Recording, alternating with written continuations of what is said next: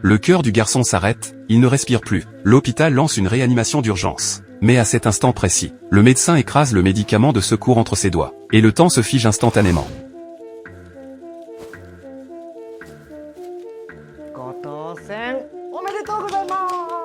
Le garçon se réveille miraculeusement. Le médecin explique qu'il est un administrateur d'âme venu du paradis. L'âme de Muraki a tiré le ticket gagnant, ce qui lui permet de posséder le corps d'autrui. S'il parvient, dans les 100 jours, à découvrir la vraie cause de la mort de Linzen, le propriétaire de ce corps, il pourra ressusciter définitivement. L'administrateur d'âme remet alors à Muraki un sablier réglé sur 100 jours, et l'avertit, s'il ne trouve pas la vraie cause de la mort de Linzen, son âme sera réduite en cendres. Le temps reprend alors son cours, et Muraki, grâce au corps de Linzen, revient véritablement à la vie. N'ayant aucun souvenir de ce corps, Muraki feint l'amnésie, pour tromper le frère et la mère de Linzen. Le jour de sa sortie d'hôpital, Muraki tente de demander à la mère pourquoi il a été hospitalisé en urgence. Mais la mère paraît soudain nerveuse, et répond hâtivement qu'une infection pulmonaire l'avait plongé dans un coma profond. Cette réponse éveille immédiatement les soupçons de Muraki. Il pense que la mort de Linzen est liée à sa mère. Mais à ce moment-là, le temps se fige à nouveau. L'administrateur d'âme possède le chauffeur, et dit que Muraki ne devrait pas concentrer ses soupçons uniquement sur la mère. De retour à la maison, Muraki découvre progressivement que les relations familiales de Linzen semblent dysfonctionnelles. Le fil était en réanimation,